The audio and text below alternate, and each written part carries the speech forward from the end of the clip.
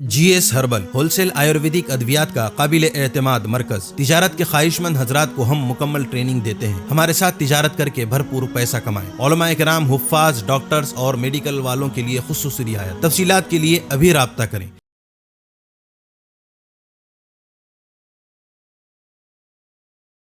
بسم اللہ الرحمن الرحیم۔ الحمد للہ رب العالمین، وصلی اللہ وسلم علی نبینا و مولانا محمد وعلی آلہ ومن تبعہم بإحسان الی یوم الدین، اما بعد فأعوذ باللہ من الشیطان الرجیم، بسم اللہ الرحمن الرحیم۔ الحمد للہ الذی وہب لی علی الکبر اسماعیل و اسحاق، ان ربی لسمیع الدعاء، رب اجعلنی مقیم الصلاة ومن ذریتی، ربنا وتقبل دعاء، ربنا اغفر لی ولوالدی وللمؤمنین یوم یقوم الحساب۔ وقال تعالی: والذین یقولون ربنا هب لنا من ازواجنا وذریاتنا قرة اعین وجعلنا للمتقین اماما۔ صدق اللہ العظیم۔ اور مجھے تو ایسا لگتا ہے اورنگ آباد والوں کہ حضرت اورنگزیب رحمۃ اللہ علیہ کی روح متوجہ ہے آپ کے شہر پر۔ سچی بات کر رہا ہوں، میں جب اورنگ آباد میں حاضر ہوتا ہوں تو کچھ وائبریشن جیسا محسوس کرتا ہوں، اور اس میں کوئی دو رائے نہیں ہے، یہ ہمارے علماء دیوبند کا مسلمہ عقیدہ ہے کہ انبیاء و اولیاء اپنی قبروں میں صرف اوجھل ہوئے ہیں، ورنہ ان کی نسبتیں روئے زمین پر باقی ہیں۔ اور آپ دیکھیے حسن اتفاق کہ ادارہ فیض عالمگیر کے مکاتب کے ذریعے اس حج ہاؤس کا افتتاح ہو رہا ہے۔ سیاسی جلسہ اس سے پہلے شاید ہو چکا ہے۔ سیاسی کا مطلب یہاں قائدین اور سیاستدان جمع ہوئے ہوں، لیکن ملی اور مذہبی یہ پہلی مجلس ہے جیسا کہ میرے علم میں آیا۔ یہ مبارک بات ہے، شہر والوں کے لیے قابل صد تکریم اور تہنیت ہے کہ اتنی زبردست عمارت کا افتتاح اہدنا الصراط المستقیم پر مشتمل کتاب کے مکاتب کے مسابقے کے اعلانات اور اس کے نتائج کی شکل میں ہو رہا ہے۔ میرے بھائیوں، انسان کتنا آگے بڑھ جائے، ترقی کر جائے، ڈیولپمنٹ پروگریس کرے، لیکن جب تک وہ کتاب اللہ سے اپنے آپ کو نہیں جوڑے گا، تب تک اس کی ساری محنتیں بے روح کے جسم کے مترادف ہوں گی اور ہوں گی، یہ یقینی امر ہے۔ اس کا انکار کوئی معاند اور جاحد آدمی ہی کر سکتا ہے۔ قرآن کے بغیر قوموں میں روح پیدا نہیں ہوتی، اور روح پیدا ہونے کے بعد ہی احکام مرتب ہوتے ہیں۔ بات سمجھنے کی کوشش کریں۔ ماں کے پیٹ میں بچے کی افزائش جسمانی طور پر، اس کے پارٹس آف دی باڈی کا پروڈکشن اور اس کا ڈیولپمنٹ، اس کا بگیننگ اور سٹارٹنگ، یہ روزے اول سے ہو جاتا ہے، جس روزے اول پر خدائے پاک نے اس ماں کے پیٹ میں بچے کا پیدا کرنا مقدر کیا ہو۔ لیکن احکام اس بچے پر مرتب نہیں ہوتے۔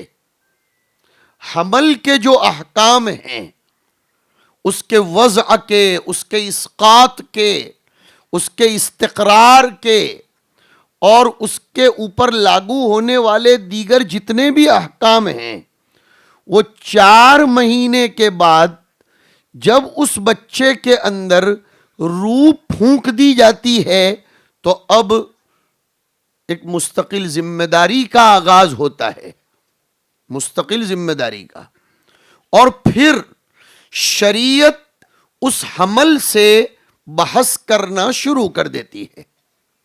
4 مہینے تک روح نہیں پھونکی جاتی، اس لیے شریعت 4 مہینے تک کے اندر کے بچے سے کوئی بحث نہیں کرتی، وہ خدائے پاک کا تکوینی نظام ہے، جو ہو رہا ہے ماں کے پیٹ میں ہوتا رہے۔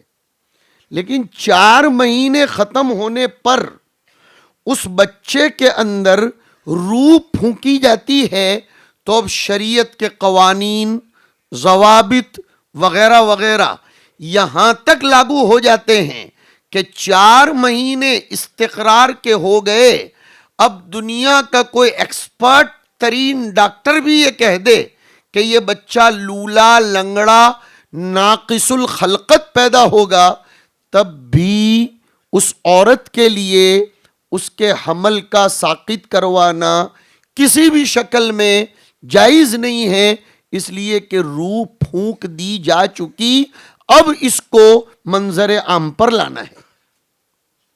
سمجھانا چاہتا ہوں کہ روح پھونکے جانے کے بعد ہی جان پیدا ہوتی ہے، اور جان پیدا ہونے کے بعد ہی احکام کا ترتب ہوتا ہے، پرہیز وغیرہ کیا جاتا ہے، گائیڈ لائنز شروع ہو جاتی ہے۔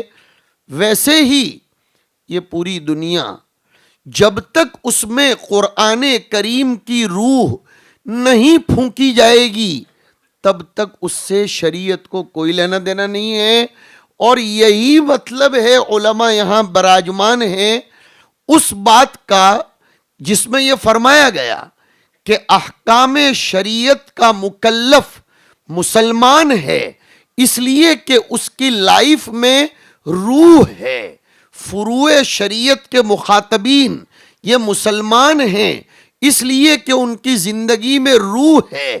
قرآن جس قوم کی زندگی میں نہ ہو وہ بے جان قوم ہے۔ صاف ستھری بات ہے، یہ کوئی پولیٹیکلی بات نہیں ہے، یہ ایک دم فیکٹ بات ہے، اور یہ میں نہیں کہہ رہا ہوں۔ آؤ 25ویں پارے میں ایک سورت ہے 2 نمبر کی، اس کی آخری آیت میں اللہ رب العزت ارشاد فرماتے ہیں وَكَذَلِكَ أَوْحَيْنَا إِلَيْكَ رُوحًا مِّنْ أَمْرِنَا، لفظ آ گیا۔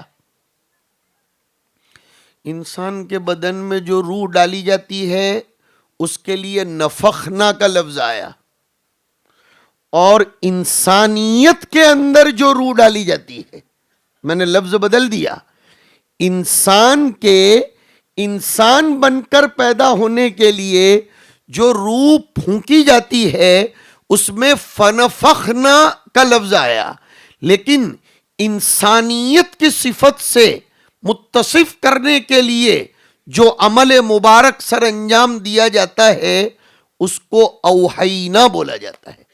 اب آپ بولو گے یہ انسان اور انسانیت یہ کیا مصیبت ہے؟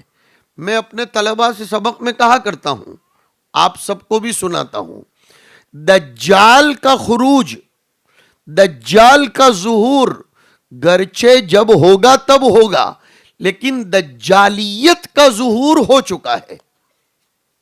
دونوں میں فرق ہے، دجال ایک الگ ہے اور دجالیت الگ چیز ہے۔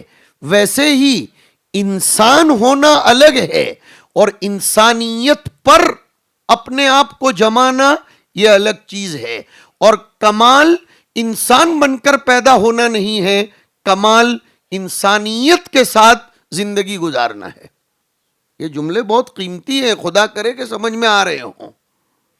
اسی لیے قرآن کریم نے مسلمان بن کر پیدا ہونے کا حکم نہیں دیا، لیکن مسلمان ہونے کی حالت میں مرنے کا حکم دیا ہے، اور یاد رکھو ذرا بھی ترتیب بات کر رہا ہوں، اللہ انہی چیزوں کا امر دیتے ہیں جو انسان کے خود کے اختیار میں ہو، اور جس چیز میں انسان کے اختیار کو عمل دخل نہ ہو بلکہ وہ تحت الامر ہو، بلکہ وہ only under the law and order ہو، اس کا حکم کبھی بھی اس کو نہیں دیا جاتا۔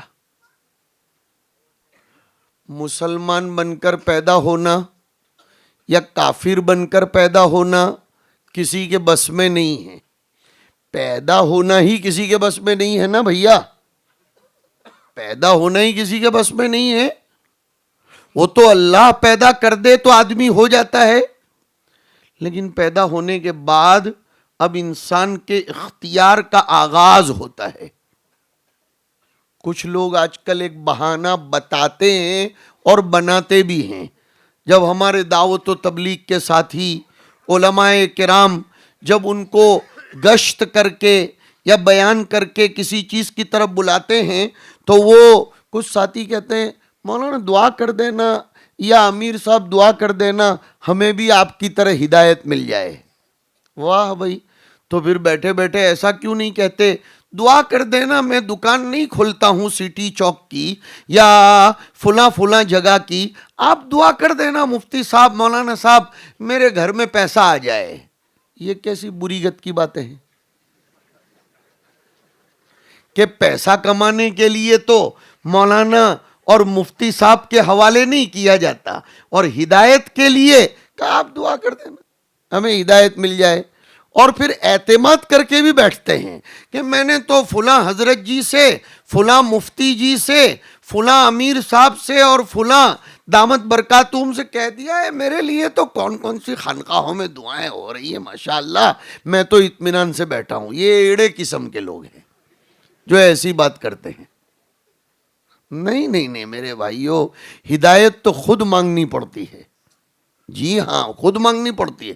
اسی لیے میں کہا کرتا ہوں جنازے کی نماز کے علاوہ، اور اس میں بھی بعض ائمہ کے یہاں تو بشمول نماز جنازہ کے کوئی نماز کی کوئی رکعت ایسی نہیں ہے جس میں سورہ فاتحہ نہ پڑھی جاتی ہو۔ اور سورہ فاتحہ کا مغز کیا ہے وہ آپ جانتے ہو؟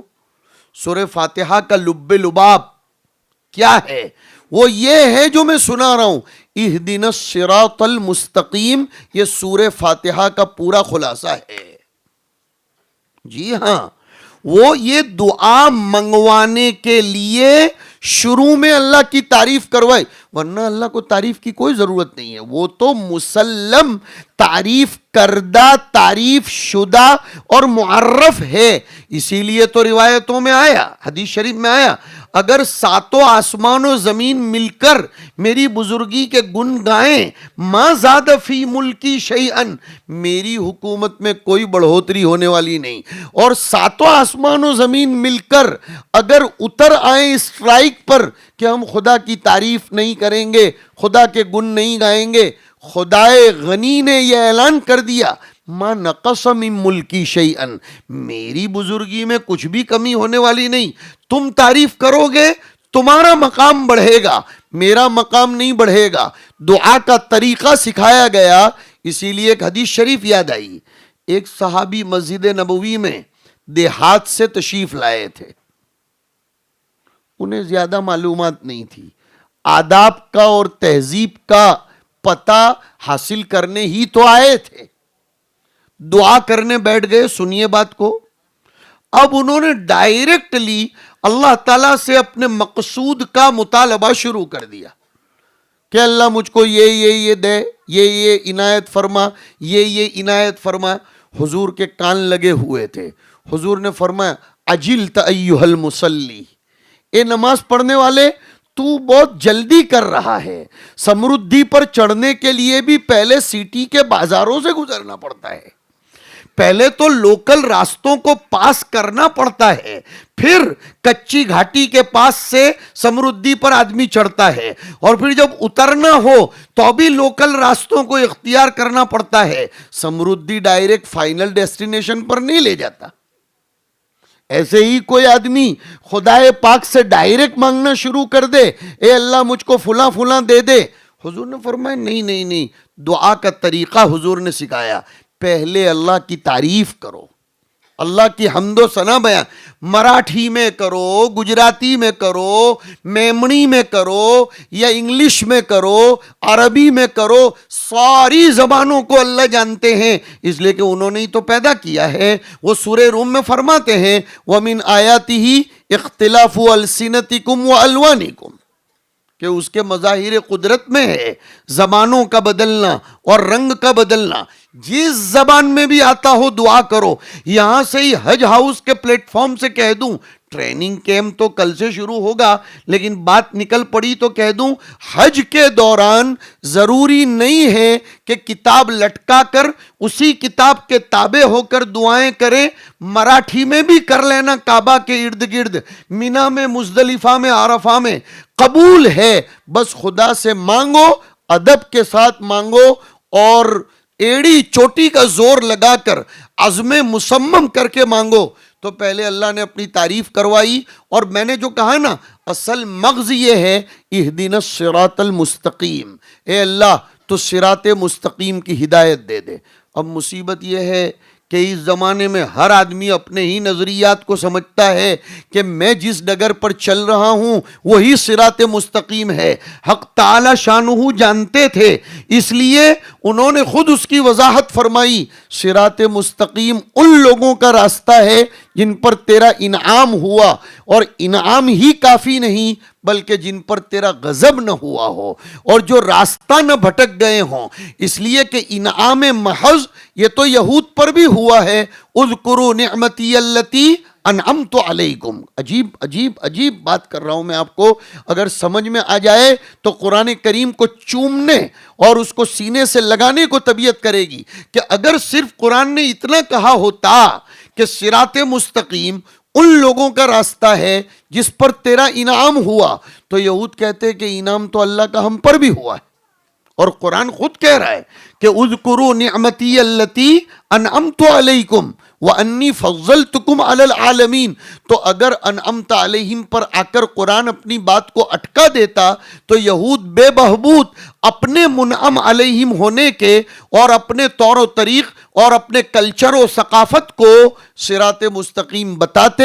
اس لیے خدائے بزرگ و برتر نے اس کے بعد غیر المغضوب علیہم کہہ کر یہود کو خارج کر دیا کہ تم انعمت علیہم تو تھے، لیکن تم پر ہمارا غضب بھی تو اترا ہے، تم پر ہمارا غصہ بھی اترا ہے۔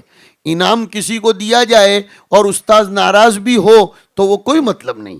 میں اگر اپنے کسی شاگرد کو 5 کروڑ کا انعام دے دوں لیکن اس کی طرف دیکھوں بھی نہیں، اس سے ناراض ہوں، تو مارو گولی اس کو۔ ہارون رشید ایک مرتبہ اپنے بارگاہ میں بیٹھے ہوئے تھے، ان کی ایک باندی پیچھے تھی اور وہ پنکھا جھل رہی تھی۔ اردو میں پنکھا ڈالنا نہیں کہتے، پنکھا جھلنا کہتے ہیں۔ وہ پنکھا جھل رہی، ہارون رشید موڈ میں تھے، بڑے لوگ تو کبھی کبھی موڈ میں آ جاتے ہیں، تو انہوں نے درگاہ والوں سے، بارگاہ والوں سے اور جتنے لوگ سامنے بیٹھے تھے سب سے کہا، آج تو میں بہت موڈ میں ہوں، مانگو جس کو جو مانگنا ہو۔ کوئی کیا مانگ رہا تھا، کوئی کیا مانگ رہا تھا، کوئی کیا مانگ رہا تھا۔ اب ہارون رشید نے پیچھے مڑ کر دیکھا، باندی تم بھی تو کچھ مانگو۔ کہا بادشاہ سلامت، مجھے کچھ نہیں چاہیے، مجھے تو آپ چاہیے۔ تو اب سب لوگ اس کی طرف آنکھیں پھاڑ کر دیکھنے لگے کہ آج تو مانگنے کا دن ہے، مانگ لینا چاہیے۔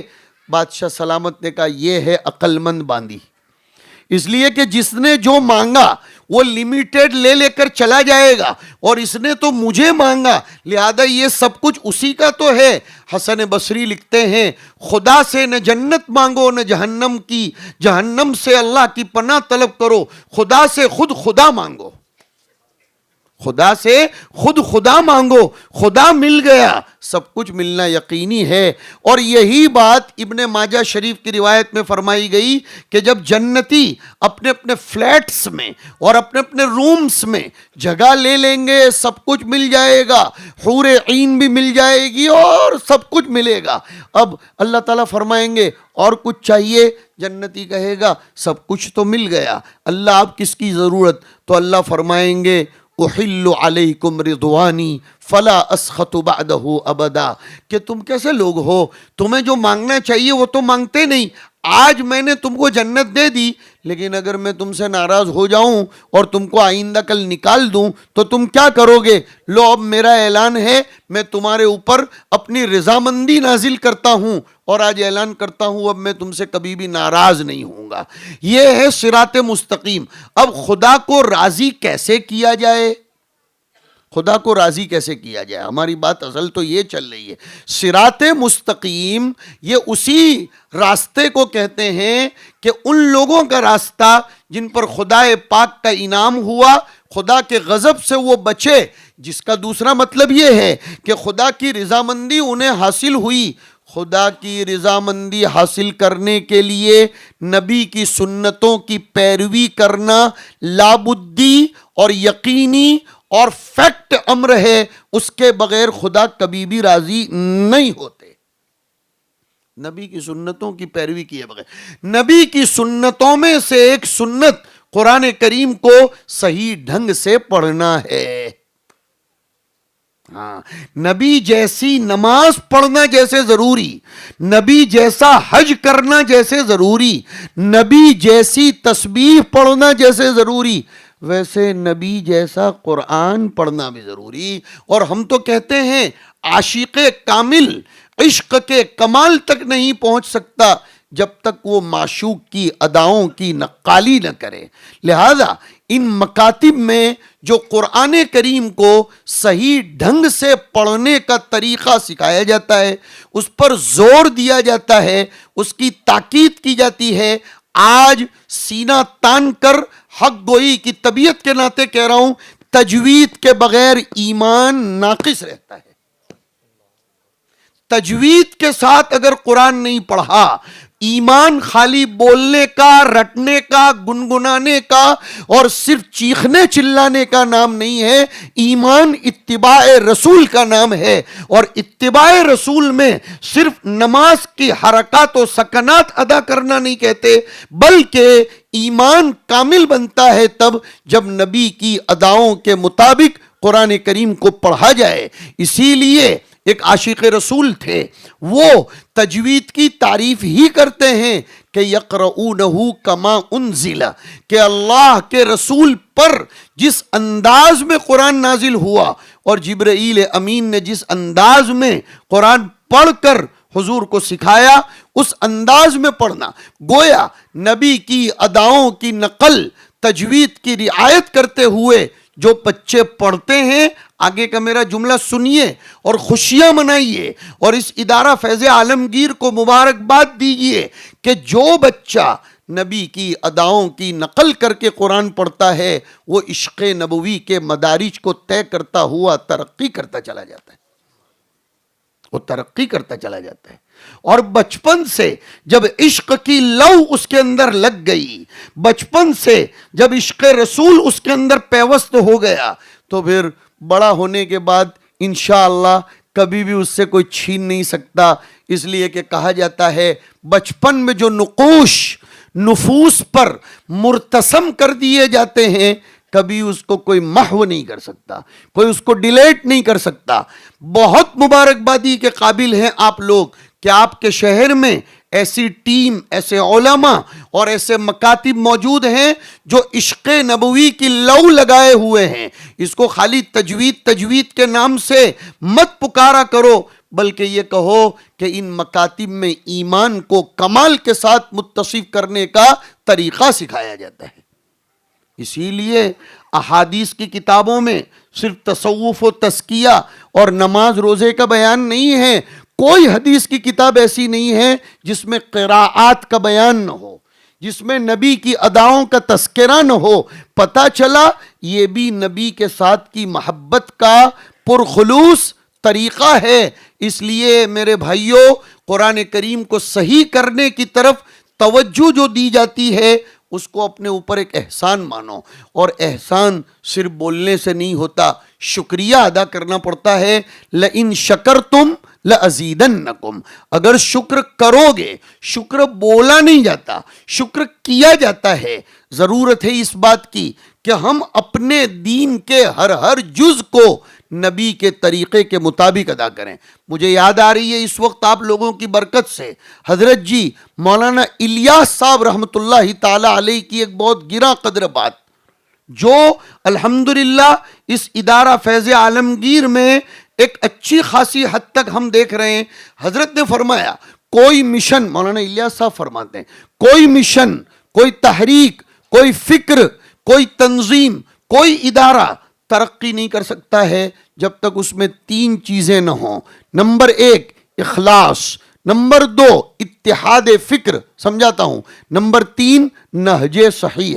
اخلاص کو تو ہم سنتے ہی رہتے ہیں. اتحاد فکر کا مطلب یہ ہے میرے بھائیوں، یہاں جتنے بھی لوگ بیٹھے ہیں، بالخصوص جتنے علماء بیٹھے ہیں، دعوت و تبلیغ کے ساتھی بیٹھے ہیں، دین کے رہبر جو بیٹھے ہیں، دین کے فکر مند جتنے لوگ بیٹھے ہیں، سب کی فکر ایک ہونی چاہیے. وہ یہ کہ پوری دنیا میرے آقا کے طریقوں پر آ جائے، پوری دنیا میرے آقا کے طریقوں پر آ جائے. ہم کسی کو زبردستی مسلمان بنانے کے قابل نہیں. زبردستی تو اس بات پر کی جاتی ہے جس بات میں کوئی ڈاؤٹ ہو، زبردستی تو اس بات میں کی جاتی ہے جس میں کوئی عیب پائے جانے کا خطرہ ہو. نبی کے طریقے میں آج تک کسی نے کوئی انگلی اٹھائی ہو تو بتاؤ. وہ تو ایک اردو کا شاعر کہہ گیا، نور خدا ہے کفر کی حرکت پہ خندہ زن، پھونکوں سے یہ چراغ بجھایا نہ جائے گا. شاعر کے لفظ پر غور کرو کہ نور خدا اور کفر کی حرکت، خندہ زن، اور اس کی کوششوں کو کیا شاعر نے کہا؟ پھونک مارنا ہے. یہ تو، اور پھونک مارنے والا پھونک پھونک کر خود تھک جاتا ہے لیکن اس کا کوئی نقصان نہیں ہوتا، اس کا آکسیجن کبھی کبھی ختم ہو جاتا ہے پھونک کر کر کے. یہ قرآن کریم کی آیت ہے، یریدون ان یطفئوا نور اللہ بافواہہم. تو ہم یہ عرض کر رہے تھے سب کی فکر ایک ہو تو انشاءاللہ اورنگ آباد میں ایک نظام قائم ہوگا کہ ہر مسجد میں شاندار اذانیں کہی جائیں گی. آج صبح میں اپنے کچھ بچوں سے کہہ رہا تھا کہ اتنے زندہ تابندہ شہر میں کچھ مسجدوں کی اذانیں ایسی سن رہا ہوں، تکلیف ہوتی ہے. برا بالکل نہ مانے، میں آپ ہی کا ایک فرد ہوں اور اس شہر کے اطراف و جوانب کے میرے ہزاروں اولاد ہیں، اس لیے حق سمجھ کر یہ بات کہہ رہا ہوں. اذانیں درست کرنے کی ضرورت ہے. میں اپنے بھائی مولانا مستقیم صاحب سے اور بیٹے مولی ارقم سے اور مولانا ہمارے جو ثانی والے شکیل صاحب ہیں اور دیگر تمام علماء سے، بلکہ بالخصوص چھوٹا ہونے کے باوجود امیر شریعت مفتی معیز الدین صاحب سے پرزور تاکید کے ساتھ درخواست کرتا ہوں کہ آئندہ آپ کے یہاں اذان کا مسابقہ بھی ہونا چاہیے. اس لیے کہ اذان کو کیا سمجھ رکھتا ہے؟ اذان شعار اسلام ہے میرے بھائیوں، یہ سمبول آف اسلام ہے. اور میں ایک لفظ کہا کرتا ہوں، اذان جتنی درست ہوگی وہ علاقہ شیاطین کے اثر سے اتنا محفوظ رہے گا. لیکن ہماری اذانیں تو ایسی ہیں، معاف کرنا، ہنسنا بالکل نہیں جو آگے میں کہہ رہا ہوں ورنہ وہ مذاق بن جائے گا. بالکل مت ہنسنا، لیکن آگے کا جملہ سننا. ہماری اذانیں تو ایسی ہیں کہ بھاگا ہوا شیطان بھی واپس آ جائے. ہمیں تو اذانیں ایسی دینی ہیں کہ شیاطین بھاگ جائیں، اور جب شیاطین بھاگیں گے تو کون آئے گا؟ چلو ماشاءاللہ، دیکھو کتنے اچھے لوگ ہیں، کتنا شاندار جواب دیا. شیاطین بھاگیں گے تو فرشتے آئیں گے، اور فرشتے آئیں گے تو نورانیت برسے گی، روحانیت پیدا ہوگی، زندگی پیدا ہوگی، روح پھونکی جائے گی. لیکن وہ اذان بھی تو ہو، وہ اذان بھی تو ہو. مصیبت یہ ہے ہندوستان میں مؤذن ہونے کو عیب کی نگاہ سے دیکھا جاتا ہے، اور اس کی وجہ کیا ہے کہ مؤذن اور مسجد کی صفائی، یہ دونوں کاموں کو جو ہم نے لازم ملزوم کر رکھا ہے. صرف اورنگ آباد کی بات نہیں کر رہا ہوں، آل اوور دی انڈیا کا یہ حال ہے، آل اوور دی انڈیا کا، کہ جو اذان دے وہ صفائی کرے، اور جو صفائی کرے اسی نے ستیہ ناس کیا ہے. اس لیے میرے بھائیوں اور یہاں جتنے لوگ بیٹھے ہیں، اور پھر یہ آواز جہاں تک جائے گی، اورنگ آباد زندہ شہر ہے. میں یہاں کے ارباب اموال سے کہتا ہوں ایک ایک سیٹ تیار ہو جائے اور صرف اپنی مسجد کے امام کو اذان کی ذمہ داری ایکسٹرا دے کر 3,000 روپے کی تنخواہ کا اضافہ کر دے. بہت آسان ہے، تنخواہ اس کی 3,000 روپے زیادہ دے، اور اذان امام کا بھی کام ہو جائے گا۔ اور ائمہ لوگ بالکل برا نہ مانے، جب امام کو اذان کی ذمہ داری دے دیں گے تو پھر اماموں سے وہ شکایت بھی ختم ہو جائے گی کہ وہ 2 منٹ لیٹ آتے ہیں یا ٹریفک سگنل پر رک گئے تھے، جب ذمہ داری ہی ان کو اذان کی دے دی جائے گی، اذانیں صحیح ہونے لگیں گی۔ امام کی تنخواہ میں اب جہاں تک صفائی کا مسئلہ ہے وہ کسی اور سے لے لیجئے، یہاں بھی تجوید کی رعایت ضروری ہے۔ مجھے امید ہے کہ بھائی مولانا مستقیم اس بات پر ابھی ہی میں ان سے وعدہ لے لینا چاہتا ہوں، آئندہ اس کا مشن بھی چلائیں گے انشاءاللہ تعالی۔ اذان یہ اسلام کا شعار ہے میرے بھائیوں، شاندار اذانیں دیجئے، اور جو ہمارے بھائی اذان دینا چاہتے ہیں وہ اچھے اچھے لوگوں کے پاس جا کر اذان سیکھیں، وہ سیکھیں۔ فرشتے آئیں گے، رزق میں برکت ہوگی، فرشتے آئیں گے، جھگڑے ختم ہوں گے۔ ایک آیت پیش کرتا ہوں، وَقُلْ لِعِبَادِي يَقُولُ الَّتِي هِيَ أَحْسَنُ ان الشیطان ینزغ بینہم۔ ایک صاحب معرفت نے لکھا اور بہت پتے کی بات لکھی، جس گاؤں میں اذانیں ٹھیک نہیں ہوتی اس گاؤں کے گھروں میں جھگڑے بھی بہت زیادہ ہوتے ہیں، اس لیے کہ شیاطین پھیل جاتے ہیں، اور شیاطین کا کام تو جھگڑے ہی دلانا ہے۔ اور فرشتے آنے کے بعد شیاطین کے باپ کی طاقت نہیں ہے کہ وہ وہاں کھڑے رہیں۔ غزوہ بدر میں یہی تو ہوا تھا کہ شیطان ہاتھ میں عصا لے کر جھوٹے جھوٹے وعدے کر کے آ گیا تھا، میں تم کو بچا لوں گا اور میں تمہارے وجود کی حفاظت کروں گا اور میں یہ کروں گا وہ کروں گا، لیکن جہاں حضرت جبرائیل تشریف لائے اپنی پوری ٹیم کے ساتھ، فلما تراءت الفئتان، جب دونوں جماعتیں آمنے سامنے ہوئیں، نکص علی عقبیہ، یہ نقص نہیں ہے، نکص علی عقبیہ، یہاں بھی تجوید ضروری ہے، وہ اپنی ایڑیوں کے بل واپس ہو گیا۔ کون؟ وہ ابلیس، اور وہ ابلیس تھا ابو الشیاطین، شیطانوں کا باپ، اور اس نے کیا کہا؟ انی ارا ما لا ترون، مجھے وہ فرشتوں کی ٹیم نظر آ رہی ہے جو تمہیں نظر نہیں آتی، اس لیے میری تو کھٹیا کھڑی ہو جائے گی اگر میں یہاں رہوں گا۔ کام ایسے کرو کہ جس سے فرشتے ہم کو چاروں طرف سے گھیر لیں۔ ہم کہنے جا رہے تھے اتحاد فکر سب کے اندر ہونی چاہیے، جو بھی فکر نبوی کو جس انداز میں لے کر چلتا ہو، میرے ایک ایک لفظ کو تول تول کر سنو، جو بھی شخص چاہے مدرسے والے ہوں، دعوت والے ہوں، خانقاہ والے ہوں، رفاہ عام کا کام کرنے والے ہوں، چاہے مسلمانوں کی خدمت عامہ کا حق ادا کرنے والے ہوں، تجارت کے ذریعے قوم کی خدمت کرنے والے ہوں، جو بھی فکر نبوی کو نہج نبوی کے مطابق لے کر چلنے والا ہوگا، ہم اس کو گلے سے لگائیں گے اور اس کی فکر کو مستحکم کرنے کی مکمل کوشش کریں گے، تو انشاءاللہ پھر ہمارے کام میں مضبوطی پیدا ہوگی۔ اور تیسری چیز جو میں نے بتلائی مولانا الیاس صاحب کے حوالے سے، نہج صحیح، کام صحیح ڈھنگ سے ہونا چاہیے۔ قرآن کریم کی تلاوت تو ہم کرتے ہیں لیکن اس کا ڈھنگ ہمیں صحیح طریقے پر ہونا چاہیے۔ الذین آتیناہم الکتاب یتلونہ حق تلاوتہ، تو فرمایا گیا اولئک یؤمنون بہ۔ یہاں بہت سے علماء تشریف فرما ہیں اور کچھ ذہین و ذکی طلبہ بھی ہیں۔ اس آیت کی ترکیب میں نحویوں کا اختلاف ہے، اکثر و بیشتر نحات یہ کہتے ہیں کہ الذین آتیناہم الکتاب یتلونہ حق تلاوتی مبتدا ہے اور اولئک یؤمنون بہ اس کی خبر ہے، کہ جو لوگ کتاب الہی کو صحیح ڈھنگ سے پڑھتے ہیں وہی یہ کہلائے جانے کے حقدار ہیں کہ وہ کتاب الہی پر ایمان کامل رکھتے ہیں۔ لہذا یہ کام بھی نبیوں والا کام ہے، یہ جو نبی کے مشن کو زندہ کرنے کا کام مکاتب میں سکھایا جاتا ہے، یہ 100% متفق علیہ طور پر نبیوں والا کام ہے، اور جو نبیوں والے کام کا تعاون کرے گا اس کے ساتھ دوش سے دوش ملائے گا، بڑی شین کے ساتھ کندھے سے کندھا ملائے گا، گویا وہ نبی کے مشن میں تعاون کرنے والا سمجھا جائے گا۔ نبی نے قرآن کو ڈھنگ سے ادا کروانے کے پیچھے خوب محنت کی۔ بہت سے لوگ آج کل ایک سوال اٹھاتے ہیں، اورنگ آباد میں بیٹھ کر اورنگ آباد ہی میں سے کچھ کبھی کبھی شوشے کسی زمانے میں چھوٹے تھے، کسی زمانے میں، اب مجھے نہیں معلوم ہے، کسی زمانے میں کا مطلب میری بھی پیدائش سے پہلے اور پھر میری پیدائش کے بعد تھوڑے تھوڑے تھے، العقلاء تکفیہم الاشارہ۔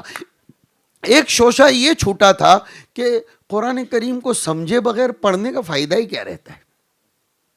ایک عجیب بات اللہ تعالیٰ آج پہلی مرتبہ ذہن میں میرے بڑوں کی برکت سے ڈال رہا ہے کہ اگر قرآن کریم کو سمجھے بغیر محض تلاوت کا، صرف تلاوت کا کوئی فائدہ نہ ہوتا تو آئندہ ماہ مبارک آ رہا ہے، اس میں آپ نے پڑھا ہے حضور حضرت جبرائیل کے ساتھ دور کرتے تھے، اور وہ دور الفاظ کا ہوتا تھا، معانی کا نہیں ہوتا تھا۔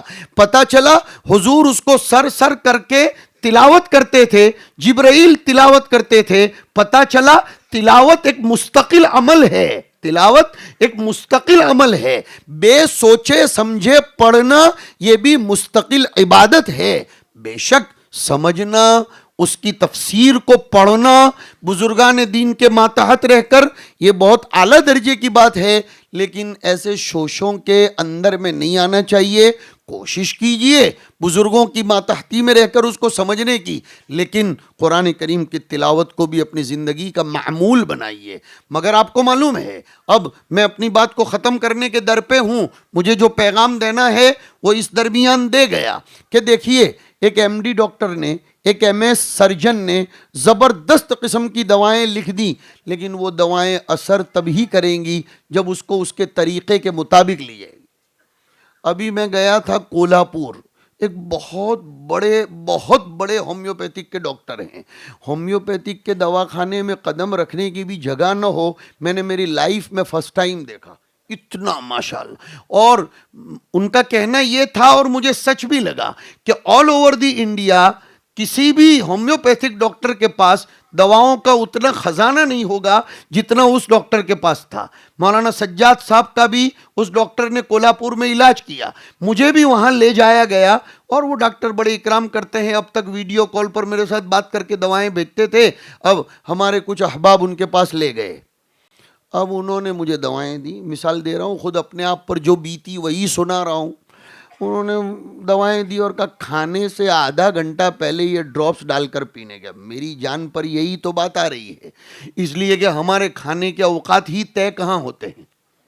کبھی پروگرام کے بعد کھا رہے ہیں تو کبھی پروگرام سے پہلے کھا رہے ہیں، کبھی گاڑی میں سے اترتے سیدھے ہم کو کڈنپ کر لیا جاتا ہے، پہلے دسترخوان کا حق ادا کرو پھر جلسے میں جاؤ، پھر کبھی جلسے کے بعد کوئی خبر بھی نہیں پوچھتا کہ کیا ہوا اور کہاں کس سائیڈ میں آپ کے چپل پڑے ہیں۔ وہ کبھی کبھی تو مقرروں کی حالت وہ باراتیوں کی طرح ہوتی ہے، باراتی لوگوں کی عزت افزائی نکاح سے پہلے تو خوب ہوتی ہے، اور جہاں دولہا سرنڈر ہو گیا، اب تو جانے تیرا کام جانے، تو نے دستخط کر دیا، معاملہ ختم، آج سے تو کہلایا ہسبنڈ اور ہماری بیٹی کہلائی بیگم، تیری ہنسی بند اور اس کے غم ہو گئے گم۔ تو اب وہ ڈاکٹر نے مجھ کو، مفتی صاحب معاف فرمائیں گے، ذرا آپ کی حاضری میں تھوڑا سا لطیفہ مزاجی سے کام لے رہا ہوں، آپ ہمارے بڑے ہیں لیکن میں تھوڑا سا گستاخی پر معذرت۔ اب دیکھیے وہ دوا بہت شاندار دوا دی، میں ان کی قدر کرتا ہوں اور ان کا بہت زیادہ، لیکن اب انہوں نے یہ قید لگا دی مجھ سے ہو ہی نہیں پا رہا ہے، وہ پڑیا لے لے کے پھر رہا ہوں، اب انگریزی دوائوں پر دوائیں کھاتا جا رہا ہوں، کچھ لوگ ٹوک بھی رہے ہیں، محبت میں ڈانٹ بھی رہے ہیں، لیکن وہ کمبخت کیا سمجھیں کہ بے شک وہ ٹھیک ہے، مگر اب وہ جو کھانے سے پہلے کے ڈراپس ہیں، میں کھانے کے 5 منٹ پہلے لوں، میں نے پوچھا کہ 5 منٹ، تو کہا نہیں 5 منٹ پہلے لیں گے تو کوئی فائدہ ہونے والا نہیں، تو اب آدھا گھنٹہ کھانے سے پہلے ملنا بھی تو چاہیے۔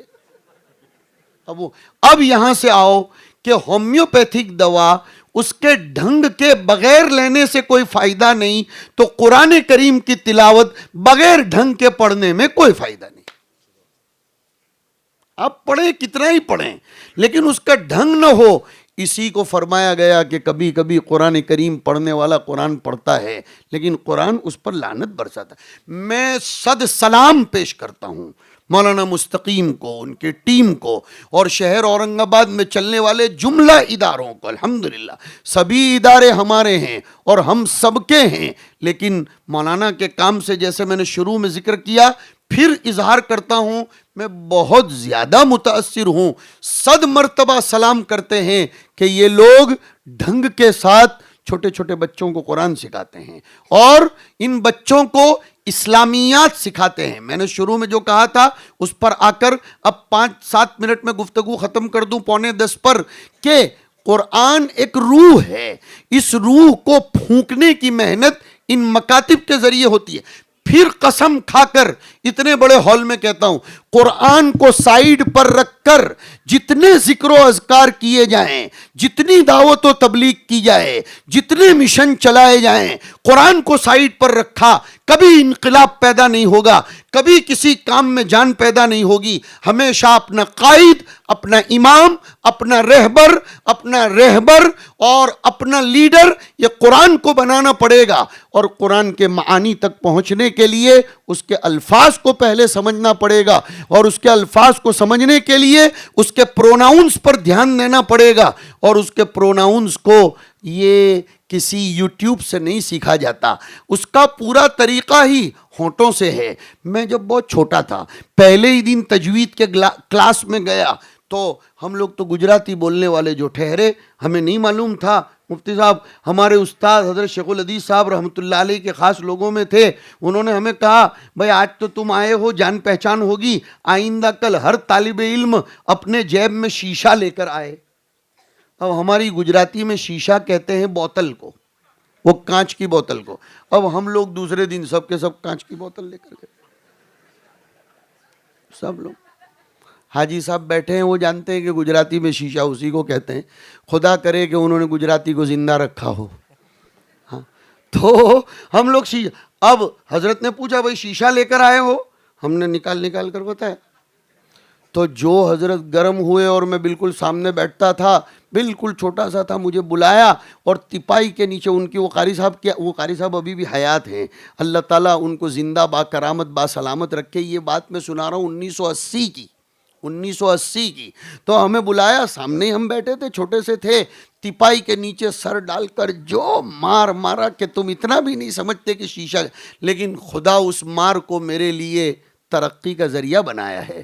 جن اساتذہ نے میرے ساتھ سختی کی ہے ان میں قابل ذکر میرے مرحوم والد ہیں، ہاں، کہ انہوں نے اتنی کڑی، یہ بچوں سے میں کہتا ہوں، جو جتنی کڑی نگرانی آپ پر رکھیں وہ آپ کا سب سے بڑا محسن ہے۔ ورنہ ہمارے یہاں گجرات میں ایک کہاوت ہے، ماسٹر مارتو بھی نہ تھی نے بھڑاؤ تو بھی نہ تھی۔ یعنی کچھ ماسٹر ایسے ہوتے ہیں جو مارتے بھی نہیں، پڑھاتے بھی نہیں۔ میں میرے موبائل پر کام کر رہا ہوں، یہ 5 صفحے لکھ ڈالو، اب لکھ رہے ہیں، یہ اپنا کام کر رہے ہیں، وہ اپنا کام کر رہے ہیں۔ بچے زمانہ طالب علمی میں تو کچھ بولتے نہیں، رعب کے مارے، اس لیے کہ انہیں اپنے مستقبل کا خطرہ ہوتا ہے۔ فارغ ہونے کے بعد وہ اپنی زبان کھولتے ہیں پھر کہ کس نے ہمارا مستقبل سنوارا اور کس نے ہمارا مستقبل بگاڑا۔ اب جو سنانا ہے اصل، اب استاد، میں نے کہا حضرت ہوا کیا؟ ہم تو سب شیشے اور بازار میں سے خرید کر لائے شیشے۔ اس زمانے میں یہ پانی کی بوتلوں کا بھی کوئی رواج نہیں تھا۔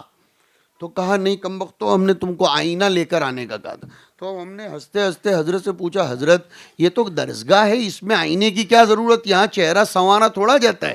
کہا اس فن کا پورا دار و مدار نقل پر ہے، اس میں ہونٹ کہاں سے کہاں ملتا ہے، کہاں یوں کھینچا جاتا ہے، کہاں یوں کھولا جاتا ہے، الضم والانفتاح والفتح، کون سا دانت کہاں لگتا ہے، کون سی زبان کہاں لگتی ہے۔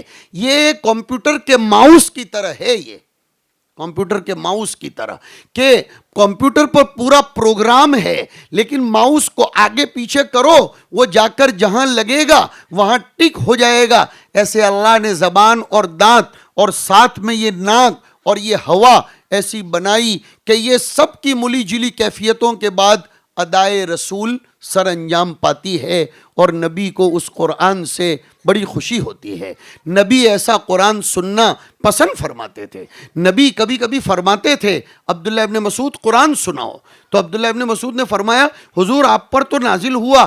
کہا نہیں، اللہ پسند فرماتے ہیں کہ قرآن کو ایسے پڑھا جائے جیسے نازل کیا گیا۔ یہ ہے تجوید میرے بھائیوں۔ اور پھر مکتب میں اسلامیات سکھائے جاتے ہیں، ماں باپ کے حقوق بتائے جاتے ہیں، اچھا ہندوستانی کیسے بنا جائے، ملک کی خدمت کیسے کی جائے، ملک کو وکاس کے پنتھ پر کیسے لایا جائے، اور جو لوگ جس انداز سے ملک کے صحیح معنی میں وکاس کی محنت کرتے ہیں ان کا شکریہ اور ان کا دھنیواد کیسے کیا جائے، احسان شناسی، قدر افزائی، یہ سب ہمارے ان مکاتب میں سکھایا جاتا ہے۔ لہذا ان مکاتب کی قدر کرو۔ میں سچی بات کرتا ہوں، سٹی کے علاقوں میں اتنے منظم مکاتب شاید ہندوستان میں اورنگ آباد میں پائے جاتے ہوں۔ دیہاتوں میں تو ہیں، گجرات کے دیہاتوں میں مکاتب کا نظام منظم، لیکن شہروں میں نہیں ہیں۔ جو بات سچی، ہم متعصب گجراتی نہیں ہیں اور تعصب کو ہم برداشت بھی نہیں کرتے، نہ پسند کرتے ہیں، نہ خود تعصب برتتے ہیں۔ میں خود شہر کا رہنے والا ہوں، شہر بڑودہ کا۔ احمد آباد بہت بڑا شہر، لیکن مکاتب کا نظام اتنا مستحکم نہیں جتنا مستحکم آپ کے شہر میں ہے۔ اس کی قدر کرو، اس کی قدر کرو، اس کا تعاون کرو۔ جتنا قرآن زندہ رہے گا ہم اتنے ہی زندہ رہیں گے۔ ہاں، قرآن کو زندہ رکھو گے تو ہم زندہ رہیں گے۔ قرآن ختم کا مطلب وہ تو کوئی دوسری قوم اختیار کر لے گی تو پھر ہمارا بھی خاتمہ ہوگا۔ اخیر میں پھر مبارکباد پیش کرتا ہوں، میرے ان سب بچوں بچیوں کو بھی ہاردک شبھ کامنائیں اور آشیرواد دیتا ہوں، اور ان کے اجوڑ بھوشیہ کی نیک کامنائیں پیش کرتا ہوں جو آج کے مسابقے میں الحمدللہ کامیاب ہوئے، اور جنہوں نے حصہ لیا ان سب کو بھی ان کے پرگتی شیل ہونے پر بدھائی دیتا ہوں، اور ان کے بھوشیہ کے لیے اللہ سے پرارتھنا کرتا ہوں کہ آلمائٹی اللہ ان کے بھوشیہ کو اور زیادہ پرگتی شیل بنائے، ترقی دے، اور ان اساتذہ اور اس پوری ٹیم کی کوششوں میں اللہ خوب برکت نصیب فرمائے۔ اللہم زد فزد، سب مل کر ایک ساتھ بول لو ماشاء اللہ، تاکہ ان لوگوں کو نظر نہ لگ جائے، اور بولو ماشاء اللہ، اور بولیے ماشاء اللہ، اور اب آمین کہنا۔ اللہم زد فزد، اللہم زد فزد، اللہم زد فزد، وآخر دعوانا ان الحمدللہ رب العالمین، وصلی اللہ وسلم علی نبینا و مولانا محمد وعلی آلہ و اصحابہ اجمعین۔ قاسمی حج عمرہ ٹورز اینڈ ٹریولز، حج عمرہ اور دیگر مقدس مقامات کی زیارت کا بھروسے مند مرکز۔ حج عمرہ جانے کے خواہش مند حضرات اسکرین پر دیے گئے نمبرات پر کال کریں۔